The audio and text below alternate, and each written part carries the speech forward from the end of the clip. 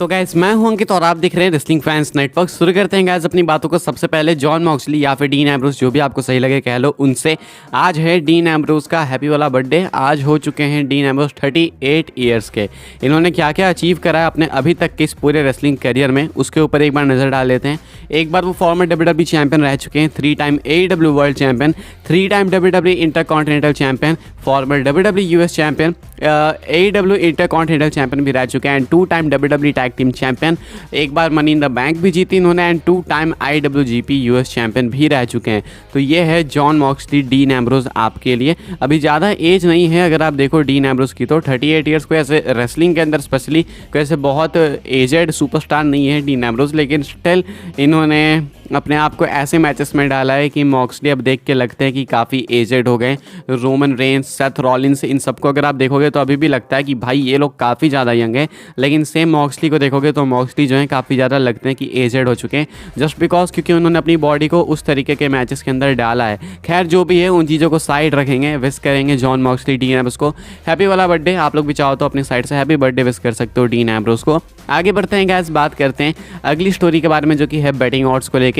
Women's royal rumble match की बात करेंगे हम लोग। कल मैंने आपको वीडियो के अंदर बताया है कि WWE इस बार विमेंस रॉयल रंबल मैच के ऊपर थोड़ा सा ज़्यादा फोकस कर सकती है। मे भी हो सकता है कि मेंस वाले रंबल मैच से ज़्यादा फोकस कर दे, क्योंकि मेंस डिवीजन में ऑलरेडी काफ़ी सारे सरप्राइजेस इन्होंने दे के रखे हैं इस साल। क्योंकि हमने देखा है कि भाई CM पंग आ चुके हैं, रैंडी ऑर्टन आ चुके हैं, जो मैसिव रिटर्न्स रॉयल रंबल में हो सकते थे वो तो अभी ऑलरेडी हो चुके। तो ऐसे में रॉयल रंबल में अगर कोई हमें मैसिव सरप्राइज नहीं भी देखने को मिले तो भी ठीक है। विमेंस रॉयल रंबल मैच के ऊपर जो है WWE का फोकस ज़्यादा होगा, तो ऐसे में विनर और ज़्यादा इंपॉर्टेंट हो जाती हैं। तो किसके चांसेस हैं विमेंस रॉयल रंबल मैच जीतने के, वो मैं आपको बता दूं।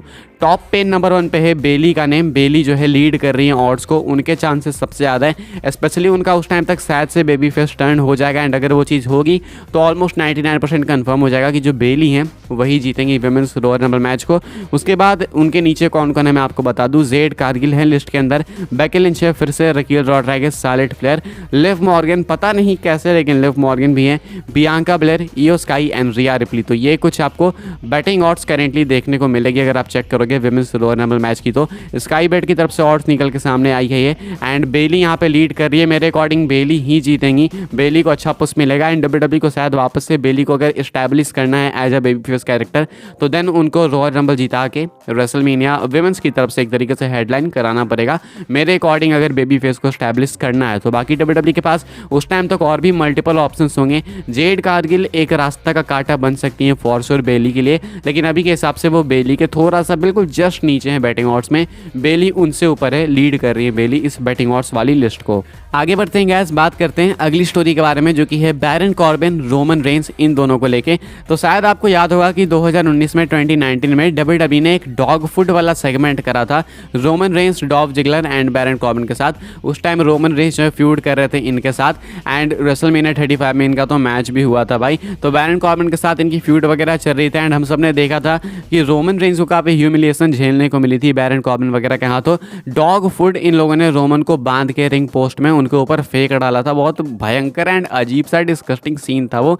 लोग सोच रहे थे कि भाई ये चीज़ महक कैसे रही होगी डॉग फूड, क्योंकि लोगों को वैसे भी नहीं उसकी महक पसंद होती है एंड रोमन रेंस के पूरे शरीर के ऊपर, चेहरे के ऊपर पोत दिया था लोगों ने। अगर आपने नहीं देखा वो सेगमेंट तो आप लोग सर्च वर्च कर लेना। अगर आप उसके बाद से WWE देख रहे हो तो आपको देखना चाहिए, आपको भी थोड़ा सा अपना मन खराब करना चाहिए सेगमेंट देख के। अब ऐसे में जो है इसके ऊपर रिएक्ट करते हैं बैरन कॉर्बिन अब जाके 4 साल बाद, क्योंकि आज से 4 साल पहले लगभग सेम सेगमेंट उसी दिन हुआ था, कल के दिन हुआ था। तो यहाँ पे बैरन कॉर्बिन क्या कहते हैं, बैरन कॉर्बिन कहते हैं that legit almost made me vomit, it smelled so bad. तो कहते हैं कि इस सेगमेंट ने ऑलमोस्ट मुझे उल्टी करा दी थी, इतनी गंदी महक थी इसकी, इतनी गंदी गंध थी इसकी कि मुझे उल्टी तक आने लगी थी। एंड ये चीज़ें आप देख सकते हो अगर आप जाके सर्च करोगे ना इस सेगमेंट को, तो सेगमेंट के अंदर आपको बैरन कॉर्बिन के एक्सप्रेशन से पता चल जाएगा कि भाई ये बंदा डिस्कस्ट हो चुका है इस चीज़ से, कभी भी ये उल्टी कर सकता है। अच्छा, ये सेम चीज़ बैरन कॉर्बिन के साथ भी की थी, रोमन रेंस वगैरह ने बदला भी लिया था इन लोगों ने सेम तरीके से ही। तो भाई पता नहीं इन सेगमेंट से कैसे गुजरे रोमन रेंस, बैरन कॉर्बिन, ये लोग। बहुत ही डिस्कस्टिंग चीज़ थी, लेकिन WWE 2019 में ऐसी चीज़ें करती थी। 2019 में तो कुछ काफ़ी आउट ऑफ द बॉक्स चीज़ें होती थी, इतनी ज़्यादा आउट ऑफ द बॉक्स होती थी कि लोगों के दिमाग के ऊपर से निकल जाती थी। कभी रोमन रेंस की तरह बिग डॉग की तरह कोई मास्क लगा के आ जाता था, भाई वो मास्क भी छोटा मोटा नहीं था भाई, ऐसा लगता था पूरा टेडी बियर ही आ गया। तो बहुत मॉक कर रहा था उस टाइम बैरन कॉर्बिन वगैरह ने रोमन रेंस को, एंड उस टाइम की बुकिंग पता नहीं क्या ही थी। उस टाइम से निकल के कैसे कैसे लोग आए अभी इस प्लेटफॉर्म पे, अभी इस स्पॉट पे, वो भी भाई एक एस्टोनिशिंग चीज़ ही है। आगे बढ़ते हैं, बात करते हैं अगली स्टोरी के बारे में जो कि बॉबी लैस्ली को लेके। बॉबी लैस्ली को चाहिए एक और वर्ल्ड टाइटल रन। पहले आपसे मेरा क्वेश्चन है कि आप लोग चाहते हो कि बॉबी लैस्ली को एक बार फिर से वर्ल्ड चैंपियन बनना चाहिए?